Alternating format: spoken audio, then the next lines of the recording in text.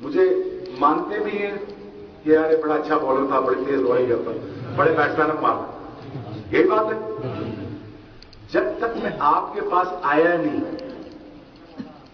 آپ نے مجھے پہچانا نہیں.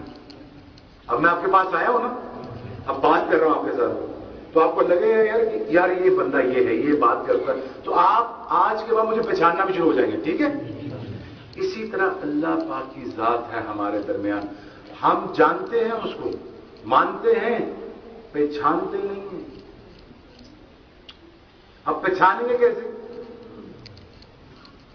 پہچاننے کا اصل طریقہ, پہلا قدم, پہلا سٹیپ پاکیزگی ہے. اور پاکیزگی کس چیز میں ہے؟ نماز میں. اور نماز کہاں ہے؟ مسجد میں. اب جب تم مسجد میں ہی نہیں آؤ گے تو اللہ کو پہچانو گے کیسے؟ جانتے تو ہیں, مانتے تو میری طرح, لیکن پہچانتے نہیں ہیں.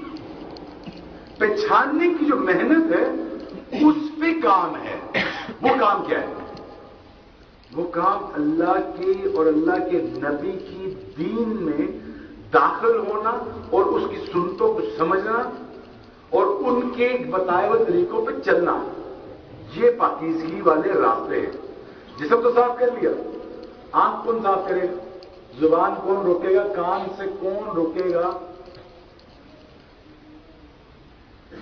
اس چیز کی محنت کے لیے اس جماعت کا یہ کام ہے کہ اللہ کو سمجھنا کیسے ہے, آنا کیسے ہے.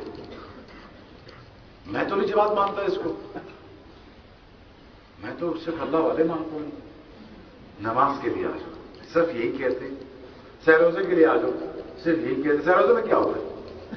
15 نمازیں پڑھی جاتی ہیں 3 دنوں میں. فضائل کچھ ہاتھ میں آ جاتے ہیں, کچھ ماحول میں آ جاتے ہیں, کچھ عمل ہاتھ میں آ جاتے ہیں, کچھ نظر جھک جاتے ہیں, کچھ کام رک جاتے ہیں, کچھ اعمال ہو جاتے ہیں جس کی وجہ سے آپ دنیا سے تھوڑا سا کٹتے ہیں. بس یہ لوگ صرف یہی کہتے ہیں. مجھے کہتے ہیں کہ آپ امام بارگنج جاتے ہیں. اچھا بالکل جاتا ہوں, میں بالکل جاتا ہوں, ماتم کرتا ہوں میں.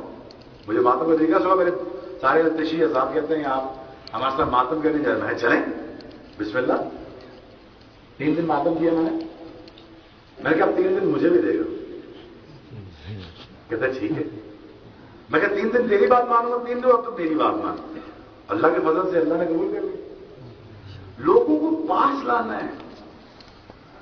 ایک احمدی, ایک قادیانی, ایک مشرق, ایک کافر, ایک اہل تشیع, ایک پختون ہے, ایک پنجابی ہے. بڑے بڑے سب کو بھائی کیوں کرے بڑے سب کو؟ سارے اللہ والے ہیں. ان کو پاس لانا ہے, پھر اللہ کی بات کرنی ہے. تو اس سلسلے میں بھی